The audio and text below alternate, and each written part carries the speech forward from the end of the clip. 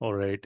So right now I have Samarth with me. So this is a new series of videos I'm planning to do where I bring in people that I encounter on a daily basis that are interesting, and I want to sort of like explore talking to them about something that matters to them. It's about like getting to know the person that I'm talking to. So I'm planning to do a series of videos, and Samarth is our first guest. So let me introduce Samarth. He's somebody who's a member of the debate club that I run, and the debate club is an online community of people who come in to have intellectual discourse in a very safe and friendly environment. Even though there is a disagreement, people have a conversation that is respectful and tries to get on the other side and see things from that perspective. So Samarth is somebody that has been active in our community since the beginning. It's been almost a year since I think we first started out. And I think somewhere along the early Jan or something like that, you joined. I'm not really exactly sure when you joined. I think you started coming in at the very early stages. And since then, I've kind of like had an interaction with you almost every week. And I've gotten to see your perspectives on things, and I've gotten to see your opinions on various topics. And there's always like a certain depth to how you present yourself, and there is a rationale to every one of your viewpoints, and you're informed on a lot of things. And I find that to be pretty unconventional. I think it's kind of rare to find people with a certain depth and certain different perspective. I feel like a lot of people, especially in India, that they kind of like groomed by the conventional wisdom, and they kind of like follow conventional Yeah. trends and things like that. So that's what like made me interested in getting to know you as a person. That's why I've invited you onto this thing, and I would love to get to know you. So maybe you can first start off with a quick introduction. Tell us about yourself, because I think even though I've known you for these many months, like I don't think I've really know you as a person. So I would love to know, like maybe you can just introduce yourself. We'll start from there. Uh, okay, so I was born in Bangalore, brought up in Bangalore. I stayed basically my whole life in Bangalore, Hmm. and right now I'm 31 years old. I work as an engineer. I have double degrees in engineering. Mm, right, that's about as much the personal details I would like to give. I would Okay. rather get into some of the ideas Okay. and stuff. I know right away, right? Like I get to see the certain side of you. I think one thing is that you seem like a private person. You don't want like, because this is a public thing. Like I know that you know that it's being recorded, and it's going to go on YouTube. And I think you also have that like a reticent attitude towards like showing a aspects about your I guess like private details about your life. And that itself like shows me something about you as a person. And the other thing is, like, I wanted to ask you, like, what are the two fields of engineering? What engineering degrees do you have? Oh, it's in civil engineering. Civil So, engineering. and I specialize in structural engineering. So that's Okay. designing buildings and yeah, Okay. designing all sorts of buildings. Wonderful, man. Yeah. So I think is my assessment correct? Like, are you like more of a private person? I would say so, Yeah. like compared to Okay. my peers, I'm more of a private person, I'd say. Okay. So I can get the sense that you are more of an introvert, right? Would that be also be correct? Yeah, that would also be correct. You're correct in Okay. your assessment, I'd say. All right. So first of all, I just want to make sure that you are relaxed, man, because like I want us to have like a candid conversation. So it's about like what is important for you and what is important for me and where we are connecting. Because I just want to, because I'll tell you the reason why we're doing this. Okay, like one of the things is that I feel like a lot of our interactions in society these days is like very transactional a lot of the times, and we're always like maybe like we're interacting with people on a professional basis, or we are interacting with close friends that we know. But it's very rare for two people who are strangers to come together and have this like very deep and engaging conversations. And I've had the privilege of those kind of conversations that you have with like strangers, and you get to have this like very deep connect, and we talk about something that's passionate for both of you, and they tend to be very, very rewarding. Okay, so that's kind of like where I want to go with this. I want us to like talk about things that deeply matter to us. It's not going to be like it can go in any direction. It's not going to be like a scripted something. That's why I didn't want us to prepare for this. I want us to be like a let's take it wherever both of our minds take it, and let's see what happens. Okay, so Okay. I think one of the things that I've noticed is that like there is you've shown like a certain specific interest in the US specifically. I think in many of the topics that we've talked about, you've shared very strong opinions about things that happen in the US. You're very informed about things in the US.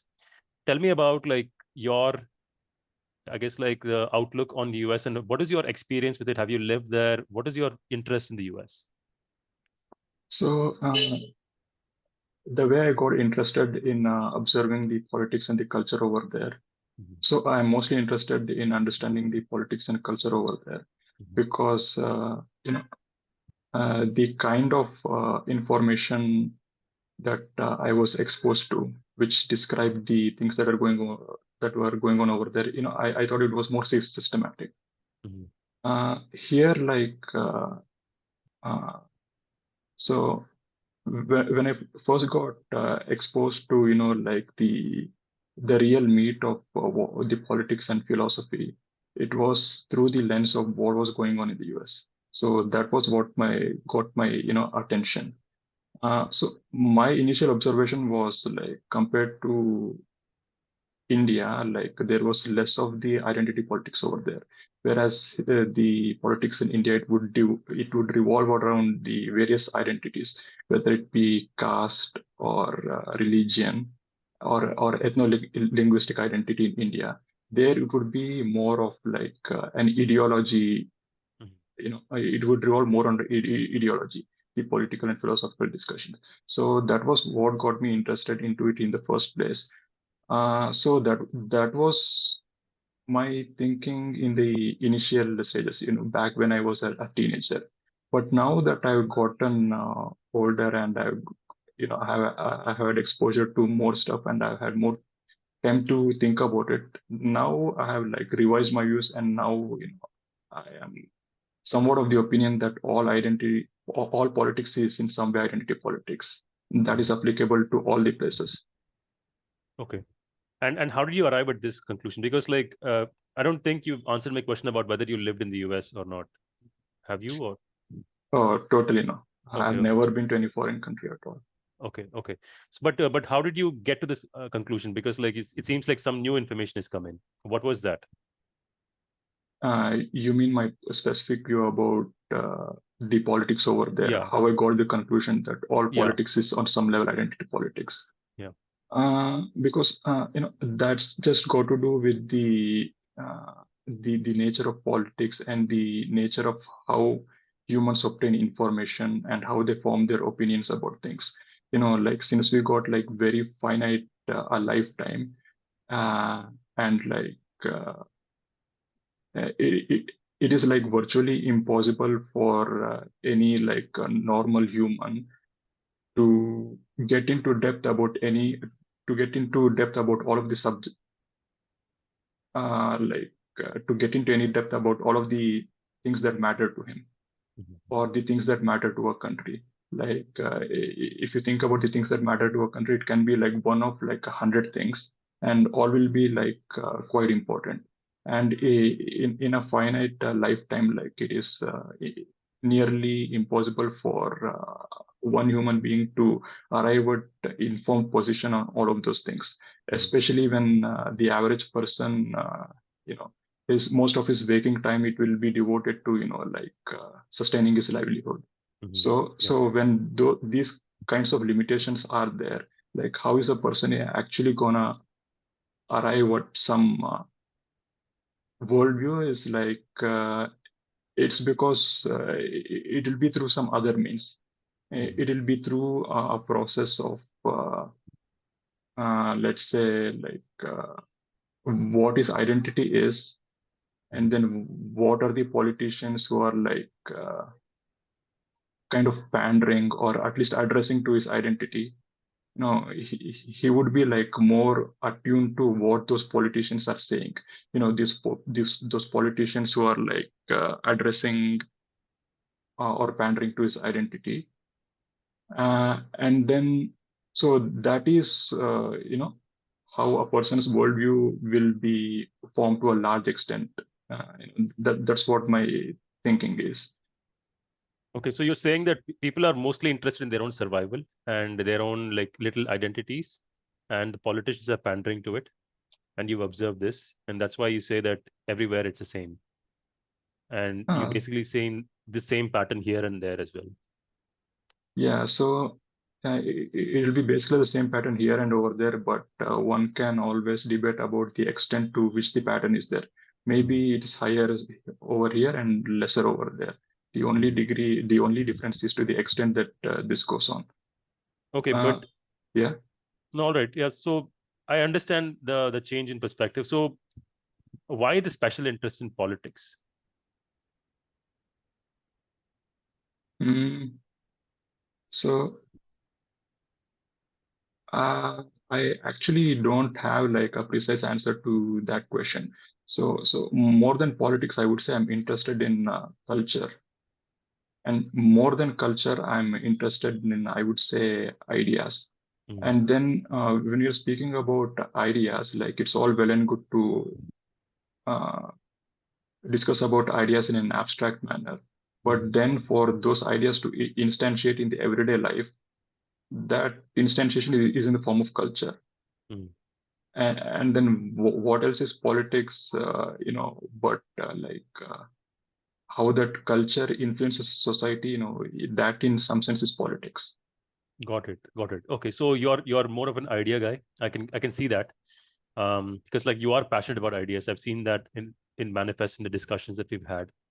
Um, what are some of the ideas that have occupied your mind in the past? Like, let's say several months, or whatever recent past. Like you've had a consistent focus on a certain idea. Let's say, uh, what would you say that is?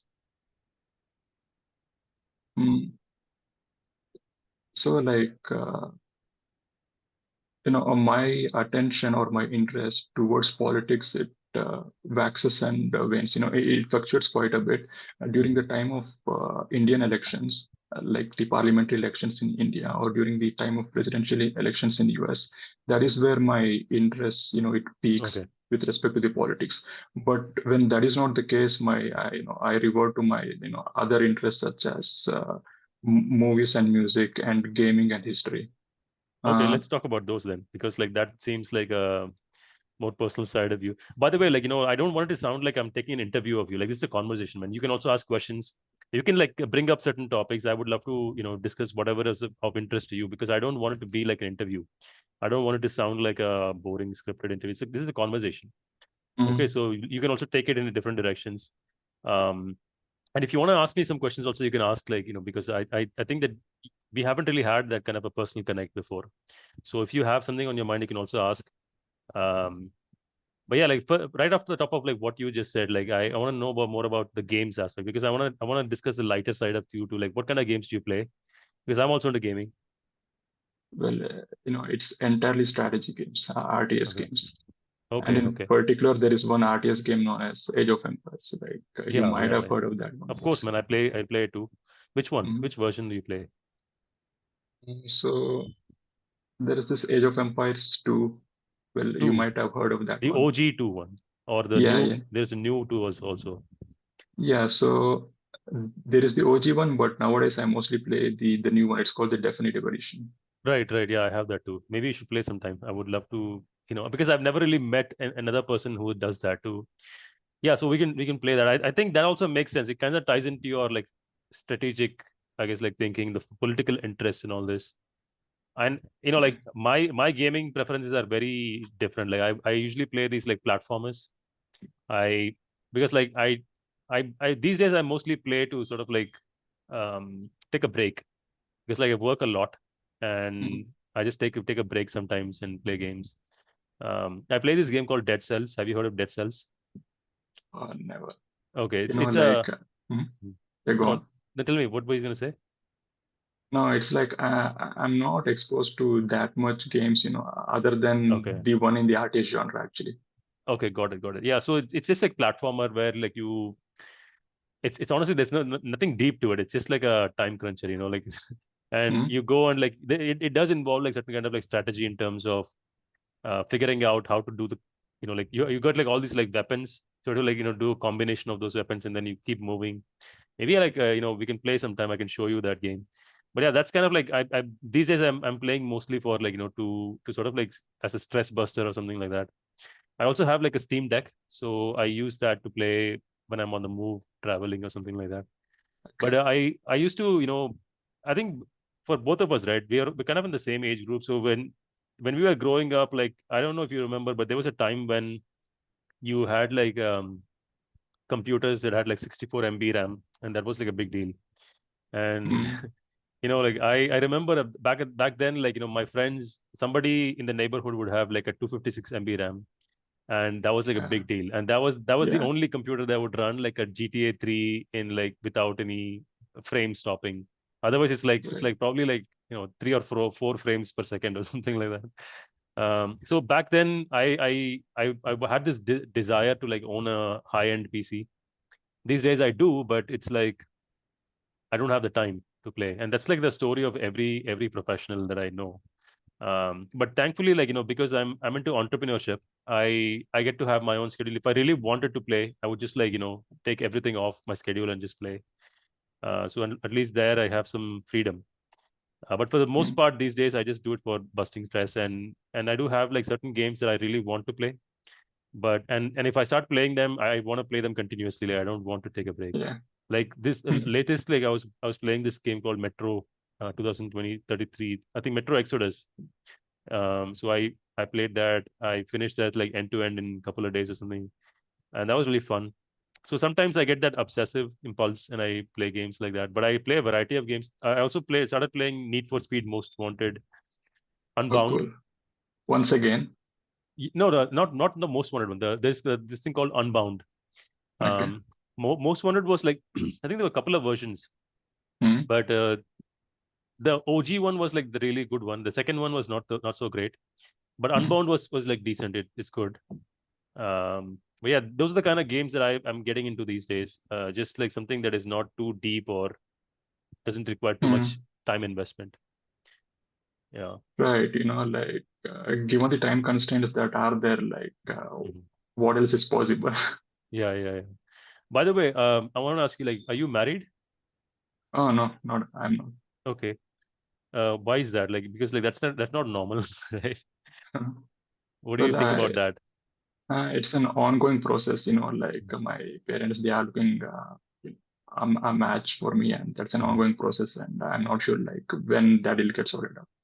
Okay, so you're not interested in finding a woman for yourself. Uh, you know, I'd rather not go into that territory, Why into not? that, into that discussion, right Okay, because okay, I guess I don't want to pry, but like I am curious, like because like this is actually I told you right, like I want us to talk about things that have been on our minds or whatever. I actually I've been thinking about this for a long time, that the now. culture in India around dating and marriage and things.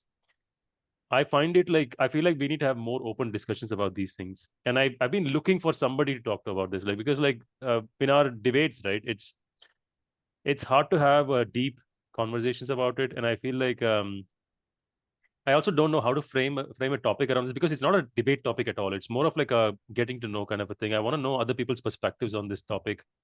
I mean, you don't have to go about like from your perspective, from your personal life perspective, but tell me about like, your thoughts on dating and marriage generally, in general, and also the cultural aspect of things, because you said you're interested in culture. What do you think Mhm. about our dating culture or marriage culture? Uh, well, I think like marriage is very important in a person's life Hmm. because that is like that is the because I believe like the family is like the fundamental unit of a society of any functioning society. I believe that that is the fundamental unit of a society rather than an individual, a family Hmm. rather than an individual. Okay, okay.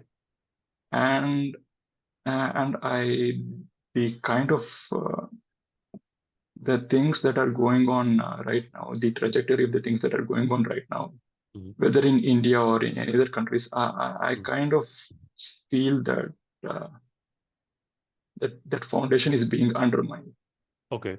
that the emphasis on the family is being undermined. Hmm. And in place of that one, the emphasis is being laid more on the individual. And I think this leads to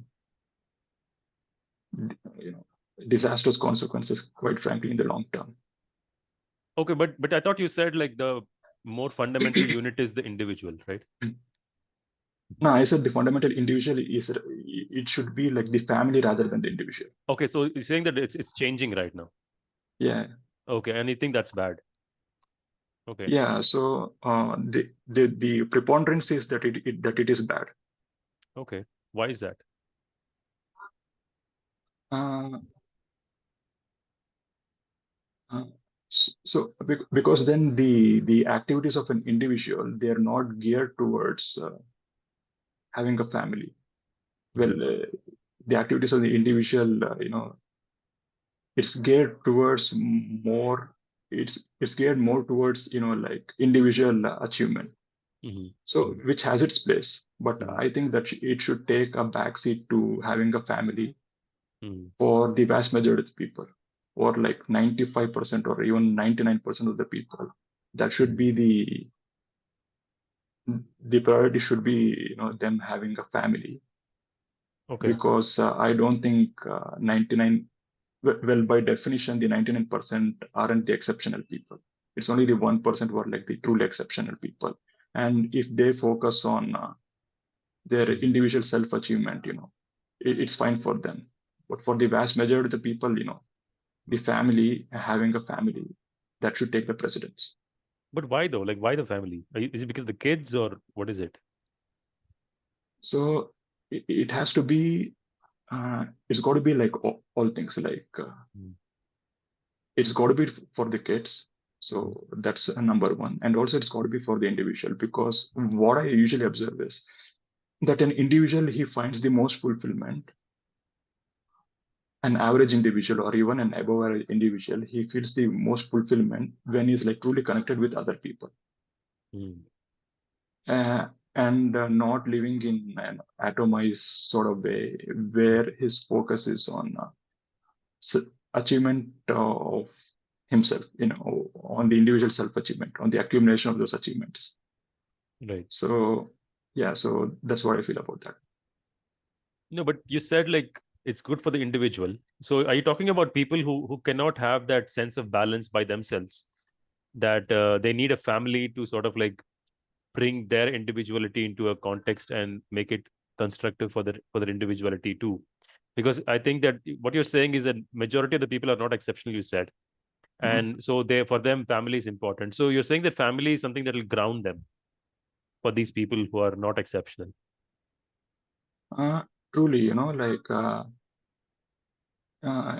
so that gets into the question of what actually grounds a person, or Mm-hmm. what actually fulfills a person, and what Mm-hmm. is considered a fulfilling life. And for the vast majority of the people, I would say like a fulfilling life, it consists of like having a decent job and being a productive member of society, Mm-hmm. contributing to the economy of the country to the best of his capacities. So that's one. And the other is having a lifelong lifelong partner, and having kids with that partner. Wow, And man. then See, yeah. Okay, go ahead. Yeah, finish. And then, uh, so like the vast majority of the time and the effort, it should be occupied by these things. mm, And then it should be occupied with like being connected to the immediate community, mm. not to some like online community, but to the immediate community. I never expected to hear this from you, to be honest. Like this is surprising for me because like I Well, thought you're more of an individualistic guy. This seems like a very traditional orthodox view, and yeah, no, I agree with the sentiment. But the funny thing is that when I was growing up, right, this sort of like emphasis on the mundane aspects of life, family, work, kids, marriage. It was so, like I just felt like there's something bizarre about this, which is one of the reasons why I was so fascinated with the US. As a kid, even as a child, I used to watch these rocket launches and things, and I don't think we did those kind of things in a televised manner. And even if it happened, right, it somehow it didn't seem glamorous. Like somehow the Americans know how to make it look glamorous on TV. Like when you're looking at American things, and even playing video games and things, I get to see like they're building games like GTA or like Max Payne or like Metal Gear. I mean, Metal Gear was a Japanese game, I guess, but um, those are the things I grew up on, and I see the kind of things that they focus on.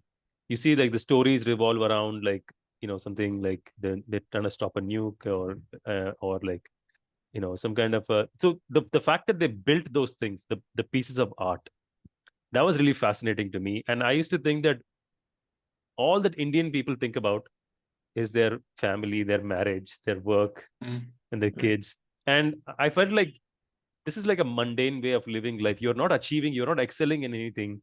You're not like doing any kind of like scientific pursuit. You're not trying to like discover some frontiers of reality. All you're obsessed about is building your little like family, your marriage, your kids. And I just felt like this is such an uninspiring way of living life. And I mean, of course, like the things have changed in the way I see things now. I do see the pitfalls of the American culture of things. I'm no longer like enamored by the Mm. America as I used to be as a child. And but I've learned a lot. I mean, living there was like something that showed me things that I probably would never have learned on my own here. But I also see the merit of the emphasis on the mundane aspects of life in India. I feel like a lot of people are starting to see that even in the West, right? They look at India saying like the values are important because that's the reason why Indian demographic in the US is like succeeding and excelling, because like there is an emphasis on these things. So even though like I characterize it as the mundane aspects of like sometimes it is important, like the mundane is important. So that's where I am right now. Mm. But my initial question to you regarding this was about the how do you build a family? And arranged marriage is not the only way to build a family. um, and I have certain differing views on this, and I feel like I think you're coming in from a more orthodox or traditional viewpoint, which I think a lot of people will hold, that dating culture is not really healthy. It can lead to um, people not prioritizing the family ahead of their own individual preferences or their own like little pleasures. And I think that sentiment exists, but I feel like it is not necessarily so. If you find the right person, it is possible to build a healthy family even if you are meeting it like a dating, or like you're not going through the traditional route, right? So Yeah.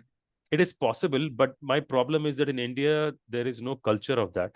And because there is no culture of that, like everybody is going about it in completely haphazard ways, and there is no dating scene in this country because of that. And I feel like a lot of women are apprehensive. A lot of men, they don't even have the opportunity to meet women. So it's like there is no viable culture around like anything besides arranged marriage. And the problem with arranged marriage, I'll tell you what it is. It's that a lot of men have no idea of how to court a woman.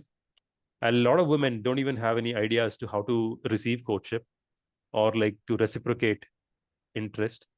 And I found this trying to like date in this country, like I see that most people are just waiting for their parents to assign them a partner, you know and Mm. Yeah. I think it takes a certain level of maturity to find your own partner. And by relying so much excessively on your parental support to find you a partner, you are not exercising that innate masculinity or femininity and your own discretion in making that choice. And that is detrimental, I think, because the problem is that most Indian men, women, whoever, they grow up to be like children even in their mid 20s, late 20s, early 30s, up to 40s. Can you Yeah. imagine the idea of like a 40-year-old child? That's what these people are, because they've never had that room to exercise autonomy.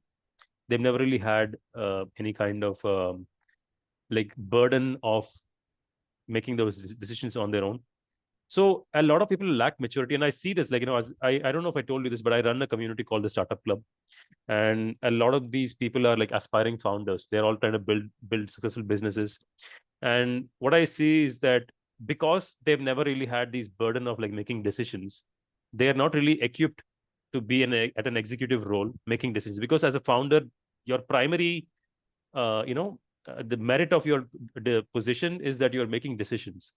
It's about the decisions you mm, make. That is the that decides the trajectory of your business. And a lot of people are just not equipped to for this role, for this executive role. And that's the reason why the majority of people only have the maturity for business once they have had kids, when they're like over their 30s, when they have kids. And obviously at that point, your burdens and responsibilities are much higher, and you're going to have the mentality to take risks. And you see the cyclical, like relationship between all of these factors that yield to a point where like all of these people are too conservative to make risky decisions. Because if they fail, it's not just going to be them who falls, it's going to be their kids, it's going to mm, be their family. Now what's going to happen is, in this situation, right, you're not going to have excellence. You're yeah. only going to focus on conserving the status quo, or like be playing safe. And rarely do you have like strong, like foundational innovations happening with that kind of a mindset. If you Mm, want like fundamental IP to be created, you need to have that risk taking abilities, and that really comes when you don't have those like dependencies and obligations. So this is the reason why I think that India needs to shift to a culture of like like a more you know a safe environment to date. Because like it is not a safe environment to this country, to be honest, whether you're a man or a woman. If you're a woman, obviously you get the threat of like your physical safety being violated. if you're mm, if you're a man, there's always a chance of like you getting scammed. I mean, look at the number of people who are getting scammed on dating apps. It's insane. Like most of these guys are so desperate to find a woman because they're not getting any mm, women are so conservative in this country, and they're not open to like dating or anything, most of them. So the only few people who are open to that, they are like severely traumatized by the low quality of like encounters they've had. And mm, they don't treat men well. They have this like high levels of suspicion and trust barrier. And so most of these guys are like really desperate, and then comes in this crowd of like women who are trying to exploit that for cash or mm, whatever it is. So overall, it's just like a very terrible environment for dating to happen. And so all these people who are like too independent for arranged marriage, right? They don't have an avenue. It is not like there is something immoral about going the route of non-arranged marriage, because I think some people do believe that there is something not moral or ethical about anything besides an arranged marriage. They feel somehow this safe, it is the right thing to do. So, but if you don't do that, then there is something like unusual about it. But being in countries where dating is normal and being here, right, I think that there is so much like unexplored positive outcomes that can happen if you have a more safe and open dating culture, and more people will find the right partner. Because I've seen so many people stuck in marriages that they're not fulfilled in, and that is their first ever encounter with the opposite sex, the time they yeah. get married, and they don't know what are the standards of a safe and happy marriage. A lot of people Mm, like go like this are stuck in like less than favorable marriages, and because they are so dependent on other people to make decisions for them, they don't know the way out. And I've seen this happen a lot, like both with men and women. There is silently suffering, and for them that's mm, the normal reality. And these are all things that you can avoid if you have like a society where individuals are making the decisions themselves, and then if they're doing it from a younger age, so that like they can have the autonomy, and like the rationale to make decisions down the future. But I also see the other side of things, because like I've seen how toxic relationships are in other countries where the norm is basically to go and find somebody on your own. I see so many people with like traumatized experiences, because like even when you have like a robust culture, um these things don't necessarily turn out to be favorable. So I don't have a very I feel like ideally we should have like a healthy dating culture, but I also see that most people can't handle that freedom, which is why I think that it makes sense for most people to get arranged marriage. But then the other people for whom it does make sense, now they have no avenue because the entire societal infrastructure is based around the needs of the majority. But anyway, that's like my complex thoughts on Mm. this whole thing. So I don't know what You you know, think. Like, I think like you summed it up pretty well, like the pros and cons of entrepreneurship. mm-hmm, And the pros and cons have like of having an active dating scene in the country. mm-hmm, Uh, no, what I'll just say is like it'll be just an extension of what I said earlier about mm-hmm, how it's only a small percent of the people who are like truly exceptional. mm-hmm, And I think like any like innovation, any like real innovation, it mm-hmm, will be coming from the it'll be coming from this tiny minority mm-hmm. basically. Yeah. So like this innovation, it can be in the form of scientific and technological innovation, Mm-hmm, or it can be some cultural innovation, or it can be in the form of entrepreneurship. mm-hmm, I, I can say with some certainty that all of this will be driven by a very tiny minority. mm-hmm. So what is the position of the rest of the people? So it'll be rather in a sort of where you are maintaining you're you're like maintaining things that are already built. So Yeah. so it'll be that one. It'll be in the maintenance, and and also like yeah, and the kind of innovations that the vast majority of people they do engage in, it is not in any sort of way groundbreaking or revolutionary. Yeah. Yeah. It'll be just innovating or incrementally in Or a very like, limited yeah. fashion. And like borrowing innovations and like rebranding things. That's what happens a lot of the times. Mhm. I was reading a statistic that's saying that 65% of successful startups in India are just like copied over from some other markets, and they Right. just like do it in this market because like obviously successful products are not like global all the time, so they have like a certain regional like focus, and then other people go and like create their own versions of that in other regions, and most of the Mhm. successful ones are like like in that category of like the things that work somewhere else and you just copied and rebranded things over here. And I see people doing that too, like their rationale is very clear. I don't want to take risk. This worked, I'm Mhm. going to do this. They may not even understand the foundational reasons why that idea Right. works. They just want Mhm. to they just want to do something. And again, the focus is on like, I want to do something, secure my family's financial future.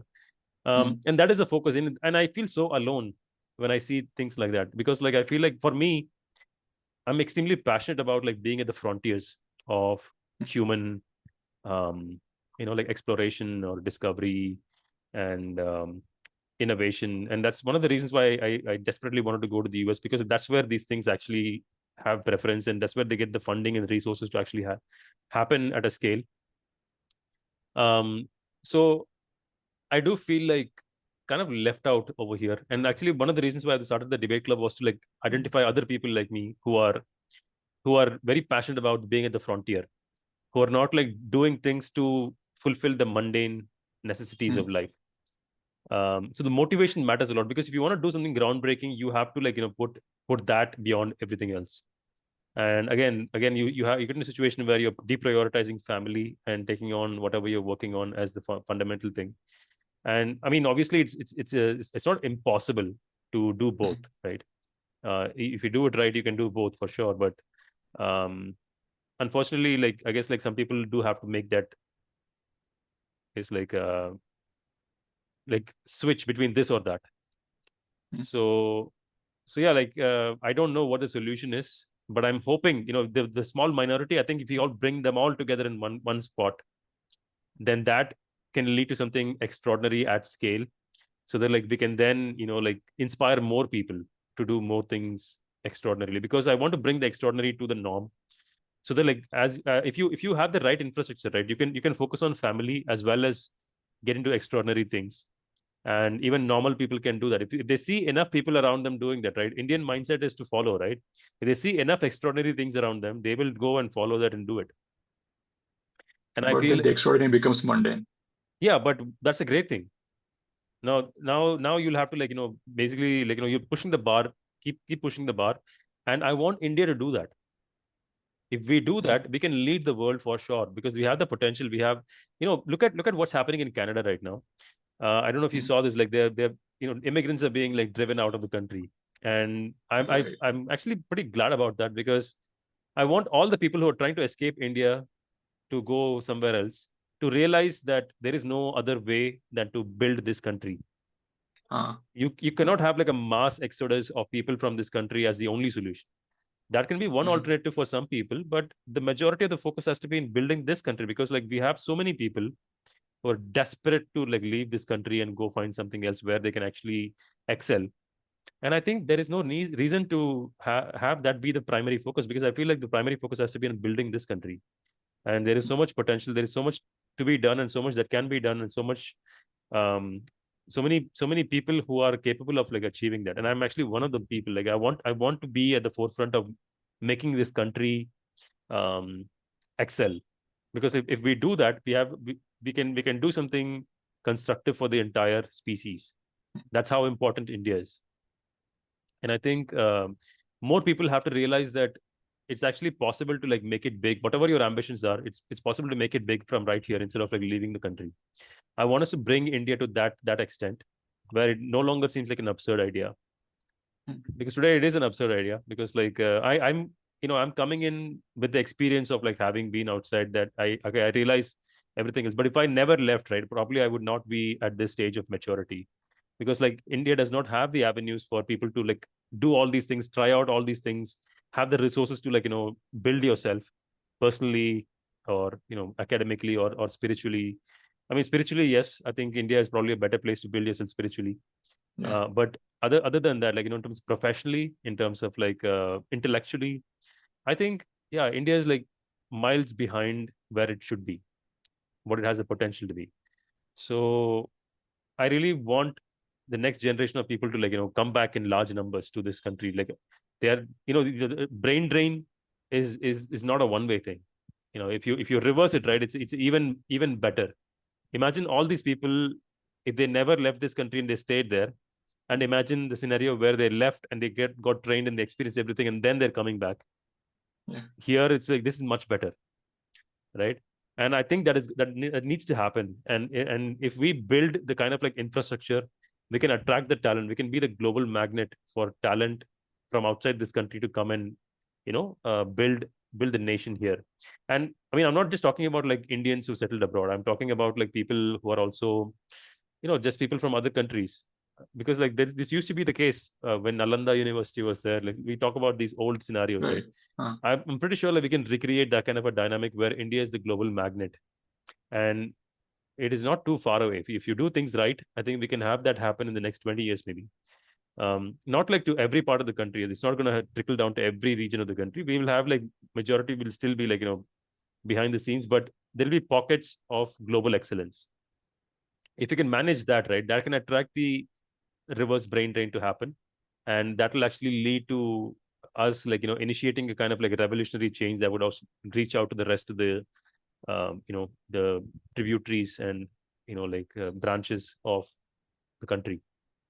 So that's actually my vision. And I don't know how we got here, but this is what I've been thinking about these things, because like the entrepreneurship plays a huge role in this. Actually, the whole mm, dating thing, entrepreneurship, this all of this matters, because the startup ecosystem is the one way that you can actually achieve this in a rapid way. You're not going to get there from like having like large scale employment in traditional sectors or something. You have to have like large scale innovation happening in large numbers at the same time. you know, so you touched on a lot of things over there, and many of them, each of them could lead to an entire conversation. Mhm. I see like so much potential for a conversation. I'll touch upon one thing that you spoke about how like you were interested in being at the forefront of innovation, Mhm. Yeah. and that is how that is like a huge motivating factor for you. So one thing I would say, and I won't address this one to you in particular, but Mhm. to the society in general, people who think that they want to be at the forefront of any sort of innovation, Mhm. the first thing I would I think that the correct way to go about this one is like to self-examine through experience, through trial and error, whether they're actually equipped with being in the position. Do they actually have what it takes to put themselves in the forefront of doing any sort of innovation? And I think when most people they put this question, they come to an honest answer. That answer will unquestionably be, well, no, they are not actually equipped to be at the forefront, and they should be, taking the orders from the people who truly are equipped to be at the forefront. What do you mean unquestionably? Because like I don't think it's that obvious or that true even. Because see, I'll tell you like my reasoning for this. Like I think everybody should aspire to be at the forefront because like desire is the root. Okay, this desire is like the seed. What you pour into the desire, it will result in what the desire transpire to be. So I feel like if everybody was of that ambition, right, it will actually create a significant competition, and people will actually gain maturity in the process of pursuing that. Maybe at the end they'll decide that okay, yes, I'm not really built for this. I don't have the temperament to be a leader, or I don't have the temperament to be at the forefront because it's a lot of work. I'm not equipped for that. So it's a way for them to like get to a sense of self-understanding. Okay, so having that aspiration is, I think it's good. I don't think that it's good for anybody to suppress that, or like reach to a conclusion before they test out the things. Not at all. I'm not at all asking for such an aspiration to be suppressed. I want such an aspiration to be examined in a systematic manner. And when they engage in such a systematic examination, I think the vast majority of the people, if they're being honest with themselves, they will come to the conclusion that they are not equipped to be at the forefront of any sort of cutting edge innovation. Okay, so you're instead of speaking in abstract, let's take on a case by case basis from domain to domain. Yeah. Like whether a person is going to be like an Olympic athlete or even a national level athlete, I think like they will be able to sort of figure out quite early on whether they're equipped or not. Yeah. In their teen years itself, they'll be able to figure out. And I would say the same is true with whether the aspiration to become a pro gamer. Whether that aspiration is realistic or not. People will be able to figure it out quite quickly. Yeah. So like if you get into the reasons why this is the case, that most people, if you get into the reason of why like what it takes to be a pro athlete or a pro gamer, so most of the things it has got to do with things that are beyond your control, basically. So it has got to do with the physique that you have and the IQ that you have and the mechanical skills that you have, and most of it is like beyond your control. But don't you think it also like matters as to like how much training you get? Because like I know people who are capable, but because they don't have sufficient training, like, for example, let's say there is an athletic child. If you look at China, right? China has a systematic approach to like developing that talent. They actually, what they do is like they go around the country, they measure the limbs of the children, and they'll see like the developmental progress. And they will pick those children who are rightly equipped for the right physique for a certain sport. They'll put them in academy from a very young age. They're training like from 6, 7, 8. They're training for that particular sport. That's the reason why they have like so many medals in that. They're competing with China. I mean, like competing with the US. US has the most medals, but suddenly China started coming into the picture and they started beating the US. And you get to see this, right? Like this systematic approach to like developing that talent actually matters. And you have to acknowledge that India is very, very poor at organized effort at anything. There is no organized effort. There is no mindset for high level planning, high level execution, and systematic effort to do something complex by going at it strategically. That is a weakness. That is a fundamental weakness of this country. That's the reason why like there's so much chaos here. And I would argue that has a significant role to play in the fact that you're saying whatever you're saying, that you're saying that these are all things that are not in your control. I disagree with that. I mean, that may be true for some people, but maybe like if you look at it as a bell curve, right? There'll be certain people who, no matter how much you give them, they will not succeed. And there'll be some, no matter how much you try to stop them, they will inevitably succeed. Okay, these are high Right. caliber people. But the majority of them, they are people who require a certain amount of external stimulus for them to develop that thing. So that is missing in this country, and I agree that that is not in their individual control, but that is not like completely beyond anybody's control. That is the control of Mm. us as human beings. We can build that society where this can actually be a systematic effort that is made to develop every child into the fullest potential possible. Because if you do that right, then you can solve this like problem of like a pervasive mediocrity that Mm. exists in this country, right? So I think it's Yeah, possible to change these things. Yeah. like I see this one evolving into a very interesting conversation about this topic of what is achievement, what is like high achievement. Mm-hmm. So what I'll say to that one is like when we are talking about the achievement at the highest levels, it is so rare, it is so exceptional Mm-hmm. that for a person to achieve what something at the highest level, there's got to be like various factors that should be working in his favor. Yeah. So it's got to be like uh, he's got to possess those innate qualities, and then those innate qualities should be worked on. It should be worked on diligently, and then there's got to be the surrounding environment which actually manages to there's got to be like a conducive surrounding environment where this development can take place. Mm-hmm. So there's got to be like this confluence of factors that's got to be there for the achievement at the highest level. So when you look at it that way, like it's not a question of either or, it's got to be and.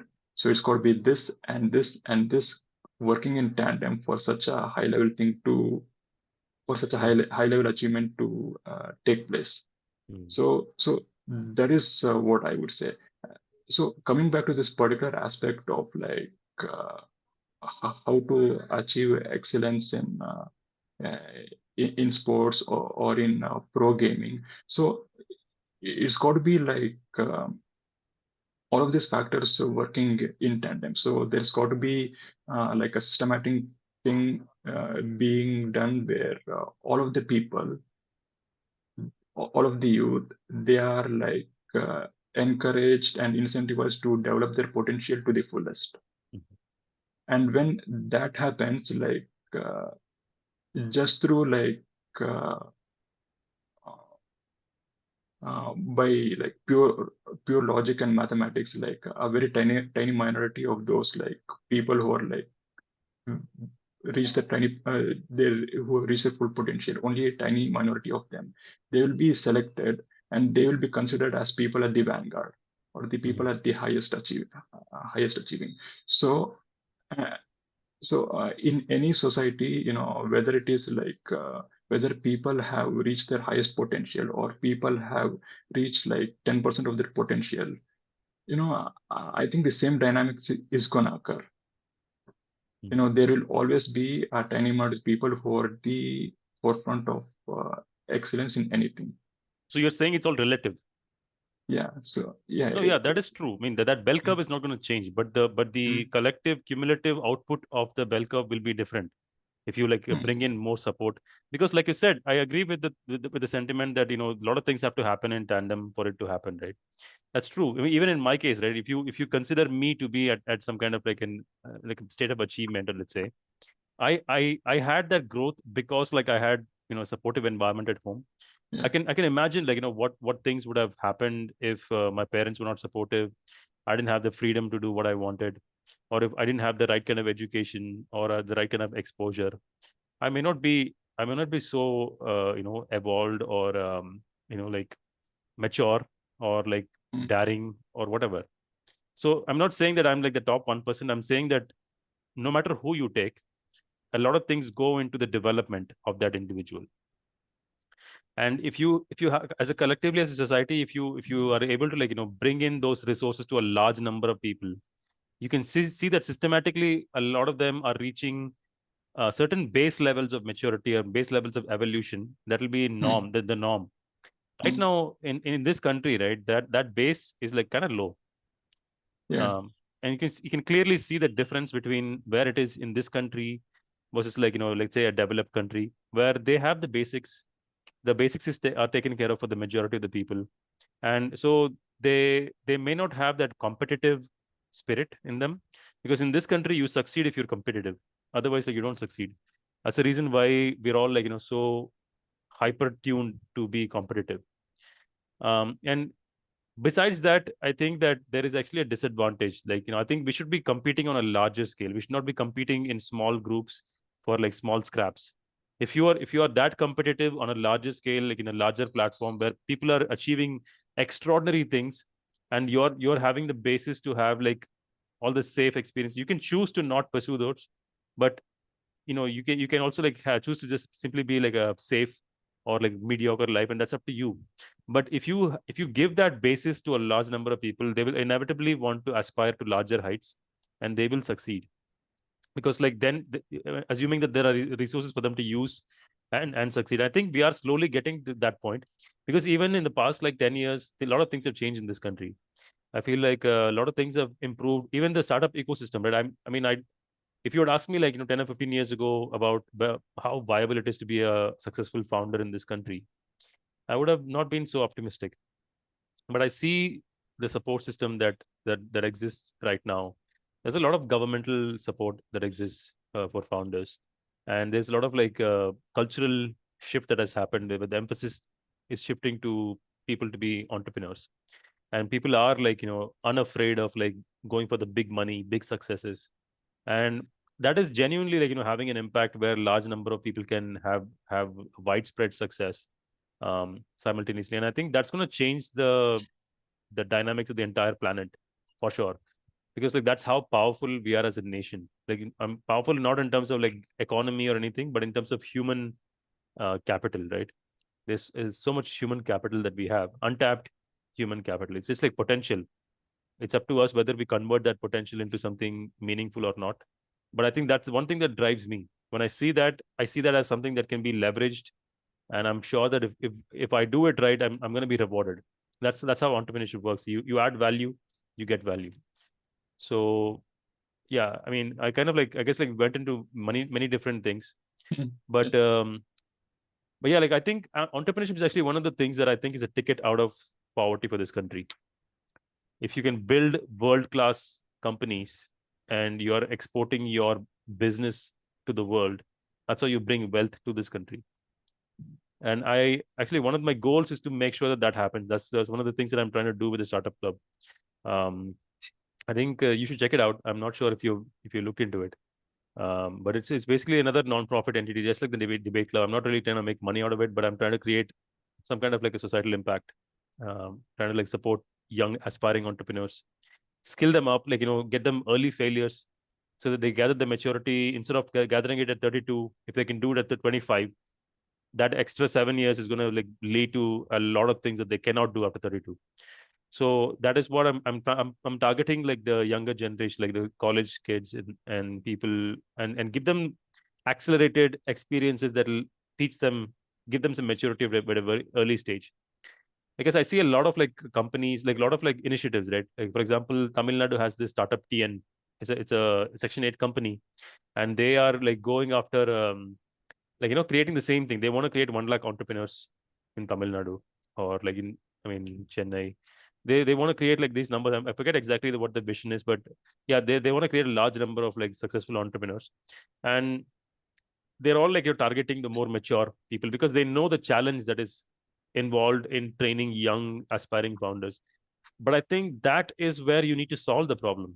Because like you can, I mean, of course it's important to like support the older, like mature entrepreneurs, but I think they're a very small number. If you target them at a very early 20s, then there will be a larger number of people who are anyway going to succeed, even despite like an absence of that support at that stage. Because again, like I said, it's easier to take risks when you're younger. Yeah. So yeah, these are my views. I think I'm really optimistic about the startup ecosystem. And yeah, I'm looking forward to like seeing where it is like maybe 5 years down the line. Hopefully, like if I contribute enough to the success, I know that I'll be somewhere at the top, like where I can actually have leverage and the privilege of having built that value. So that's one of the things that motivates me to do these non-profit things as well. Like, if you give some value, you want to get something. It may not be linear. It may not be like, predictable. It just happens in non-linear ways. But as long as you focus on giving the value, right, you will figure out a way to like leverage that down the line. So yeah. Like there are a lot of things that you touched upon. Like, so one thing that I would agree, there are many things that you said, Mm. that I would agree. So one of them was like how in India there is like so much room for improvement. Mm. Like us as a collective, we have not reached our anywhere near our full potential, and how that could be reached, just by ensuring the basic things like Yeah. good nutrition for the kids, and then having like ensuring that the free and compulsory primary education that it actually happens. Mm. So even just by ensuring these basic things, like we can grow by leaps and bounds. Mhm. Whereas that cannot be, the same thing cannot be said to the developed countries. They've already, kind of peaked. Who? Developed countries. Okay. Yeah. Yeah. Yeah. And there is not much that can come out of them.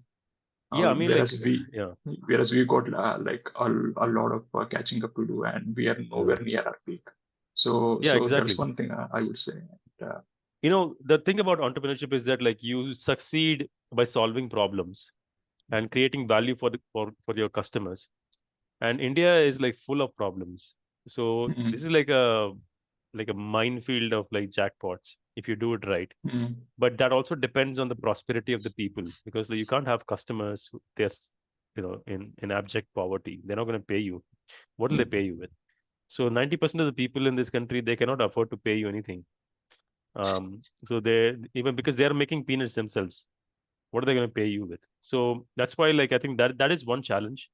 But if you manage to overcome that, if you build like, sufficiently scalable, sustainable business, and that's why, like, I think global expansion is really important for India. Because, like, for example, you see Zomato. I'm not really sure how many countries they operate in, but they have a very stable business. If they go to the US and become a big name, for sure they can give a run for the money for DoorDash or whatever, because like they are very, like, mature products.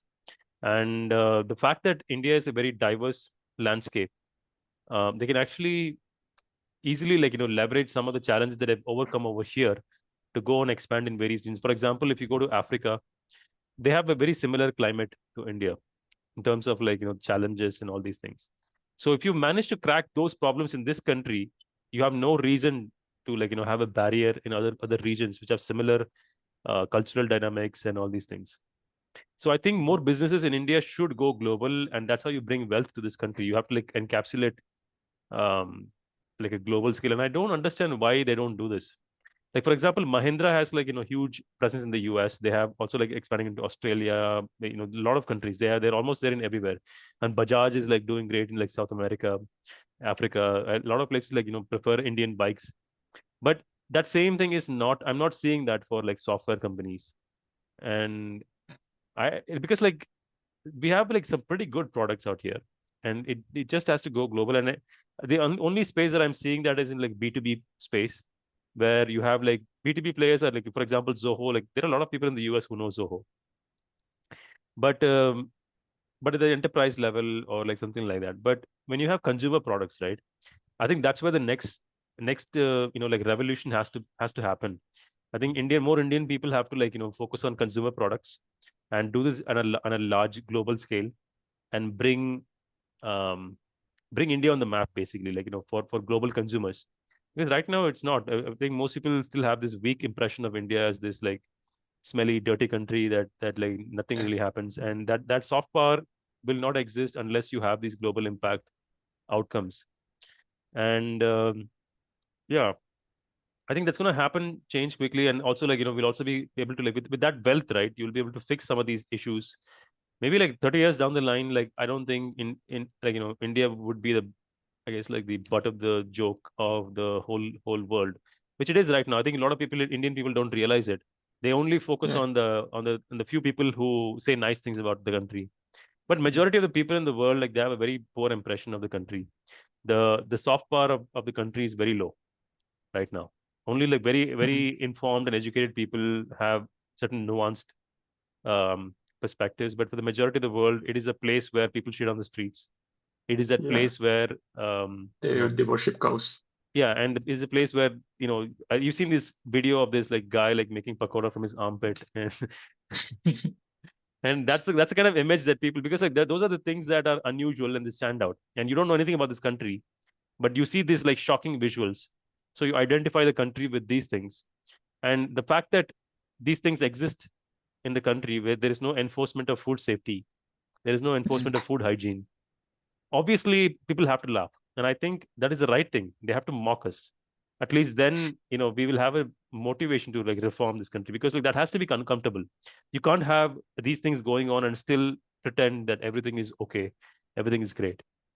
So I think everything is like as it should be. Like I think it's a right that we are being mocked, and we have to fix things. And this is another thing that I find really annoying about Indian people is that they're too satisfied with how things are. They don't feel the urge to improve things. They for example, if I go to the in the train, they just like they see all the plastic and all these things. They will criticize it, but they'll be putting the plastic right there. Ah, They like that's why I said like the focus on the mundane aspects of life. As long as your family is getting food, as long as you're fed and you're getting sleep, you don't care about the problems outside, and you just see it as like somebody else's problem. Why am I worried?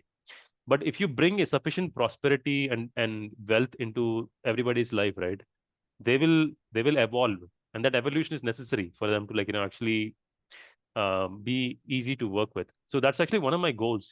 I want to like create an environment where people are evolving on an individual basis, bring that individuality, bring that autonomy, bring that the thirst and the avenue to actually explore their thirst and aspirations. If you do that, it is going to be a lot easier for people like you and me, or like anybody else who's like aspirational for a greater like a society, to actually build that. Because with a few people wanting that, and the rest of the people are happy with like just getting your food and shelter, it's not going to happen. They will stand in the way. right. Like here, an argument can be had whether the aspiration for a functioning society, you know, the aspiration to have like a high trust society and the aspiration to have, a society where people have the more of the civic sense. Mhm. So, in what context can this be developed? So, can this be developed in a context where the emphasis is laid more on individual self-achievement, or can it be like achieved in an emphasis where the collective good, that one is more emphasized? See, So, I think it's got to be like a combination of these two. So that is where my thinking is like. So it's got to be like emphasis on the common good mhm. and what works for everybody, and then each person, according to his capabilities and his inclinations, contributing towards that common good. So it's No, got to be like an emphasis on both of these things, no, I disagree with is that, what I because feel. like I think there is no escaping this. You have to focus on self-interest first. See, you cannot be hungry and feed the world. You have to satisfy your own hunger first. Only then the thought of like feeding the rest of the world will happen. If you're consistently feeding yourself and you see the pointlessness of pursuing that as your fundamental purpose, right? That's when you think, okay, I need to do more than just this. But if people are hungry persistently, you'll have to like fight them to care about anything more than their own hunger. So self-interest is the first thing that you have to focus on. There is a ceiling to self-interest. You can Mm. you can only go to so much extent of self-interest. In my own experience, like I used to be extremely selfish. I mean, I still am. I am extremely selfish. But you won't see that when you see me doing all these non-profit things. Actually, I was just having a conversation with a couple of people. They were saying like, why do you have so many non-profit initiatives that you're working on? Why? I don't even think about these things. You're very unusual in having these non-profit activities going on.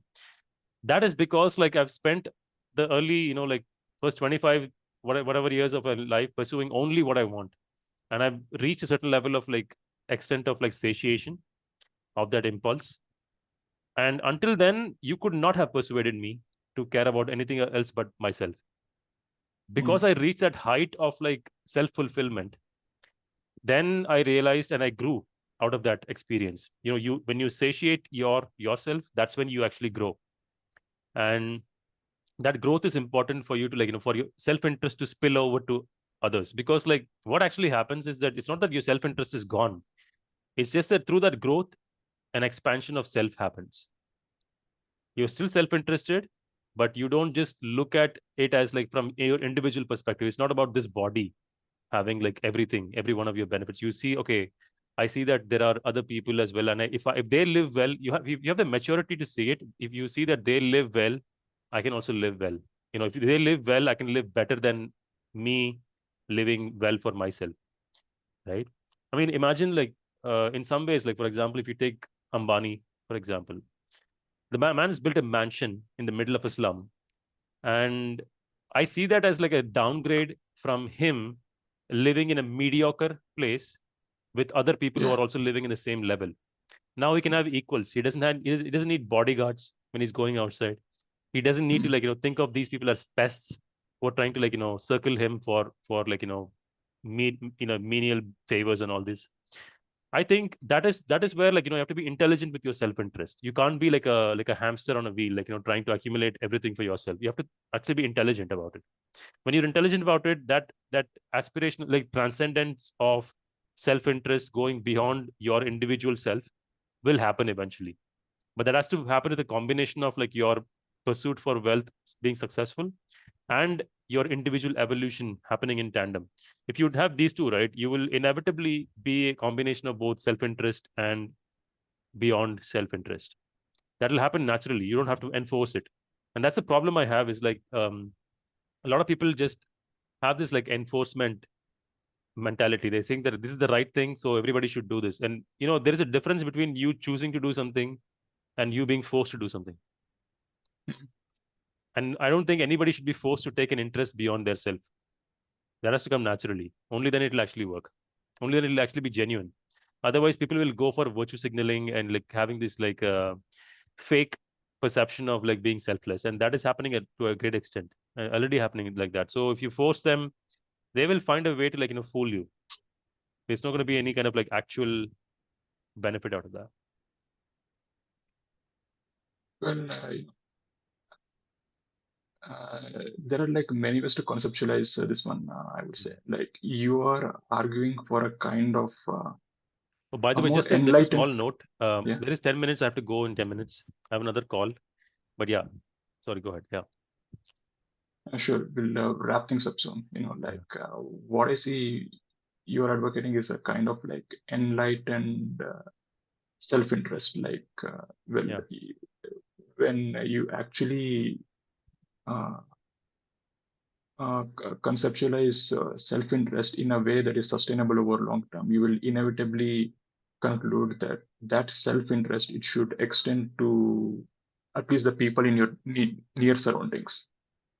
You Mm. know, yeah. So I would say that this position it's a respectable position to hold, and it is and many of the downsides of like just a narrow self-interest or many of the downside it can be avoided through having this form of like enlightened self-interest.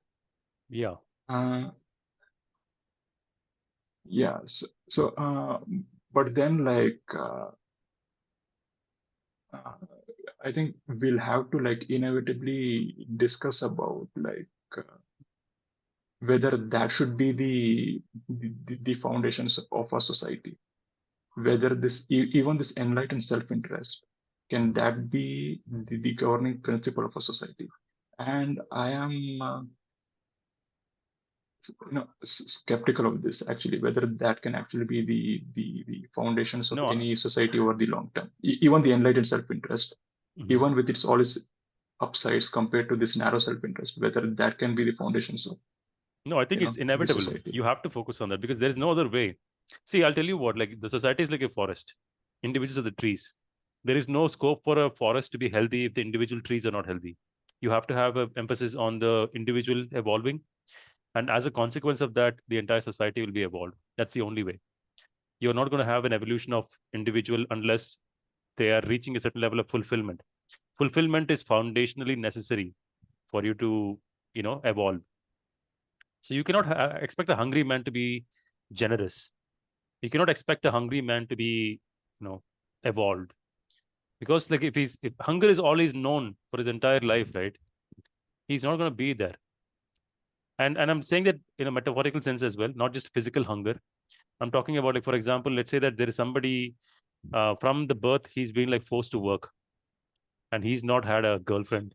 He's not had like a full meal. He's not had clothes to wear. He's not had any kind of like desires met. For him, it's like a fantasy that one of his desires gets fulfilled. For a person like that, he's never really had an avenue for evolution is like beyond his concerns. Evolution of personal growth, that is like nothing. He doesn't even know what that means. Because like his entire focus is on like, fulfilling his hunger, fulfilling his like primary needs, the basic needs, like animalistic needs. That is what it's going to be. Evolution is out of the question. So when you have a society filled with people like that, that's what we have right now, to be honest. A lot of people are living unfulfilled lives. They have no autonomy. They have no personal freedom. Actually, this is another thing that I'm really interested in. Is like I want to create like a personal freedom index, and I want to rate like different individuals on that, like different societies on that. And I think India would rank really low in personal freedom. And I think that is actually one of the biggest metrics of the evolution of a society. Personal freedom index should be a thing, and that's how you measure how evolved a society is. Because free individuals inevitably gravitate towards growth. It's only when I mean they either gravitate to a growth or they'll collapse and they will put themselves out of the equation. So freedom is essential. I think if you have freedom in the combination of like proper guidance, there is you will have like a high functioning, highly evolved society in no time. That's probably the fastest way. But freedom is expensive. Freedom comes with like the potential for like you making mistakes, and mistakes are always expensive. That's why. So when in the same analogy of like how I was talking about like how human beings are like trees, imagine a tree that consumes a lot of nutrients, a lot of sunlight, a lot of like water. That is what freedom is. Like if you want freedom, if you want this tree to grow to its fullest potential, that investment has to happen. And for a human being, that is that equivalent of that water, nutrient, sunlight, all of these things is the room to make mistakes, the room to take risks and still have like some kind of a safety, the room to exercise autonomy.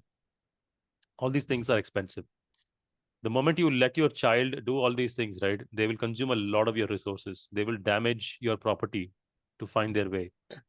But that has to happen. That if that room is there, then they will evolve. Otherwise, um, they'll be like a trained monkey. Like they'll have to be shackled, because that's the only way that you're going to prevent them from damaging your property in pursuit of their freedom and evolution. So that is what is happening. Most people are like that. They've never really had the freedom, so they end up like just being mediocre, and it's not their fault. Like I I have my problems with it, but it's like really it's a helpless situation that they're in.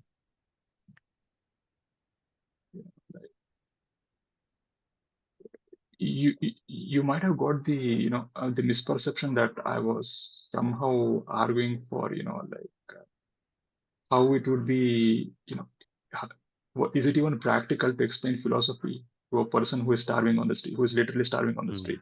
So that cannot be the case. Mhm. So and so I am like fully of the opinion that the basic needs of a human being that has got to be fulfilled before we Yeah. even talk about any sort of higher evolution or No, going to our like full potential? I wasn't talking about just the basic things. I'm talking about beyond the basics. So like, let's say that your food and shelter needs are taken care of. Mm, Your sexual needs are taken care of. mm, But beyond that, there are more things. Like you may have the desire to start your own company. You may have the desire to buy your own property. You might have the desire to buy your own car. And if yeah. these things are not met, right, it still leaves you at a disadvantage where you've not met the ceiling of your self fulfillment. I'm saying that ceiling has to be met. It's not just about the baseline being met. There is a Mm, line to this also. How many cars will you buy? How many properties will you buy? How many yachts will you buy? How many flights, private jets will you fly and use? Even if you everything in your house was gold, you can only like eat mm, off one plate. You mm, can only eat to one stomach full content. There is like limit to all these things. So when you hit that limit, whatever, see, it's different for everybody. So for you, it may be like one car and one house, and you already reach the ceiling of your necessity for like that transcendence from self-interest to like more like an expansion of self. But for somebody else, it may take like five Rolls Royces and three right, helicopters. right.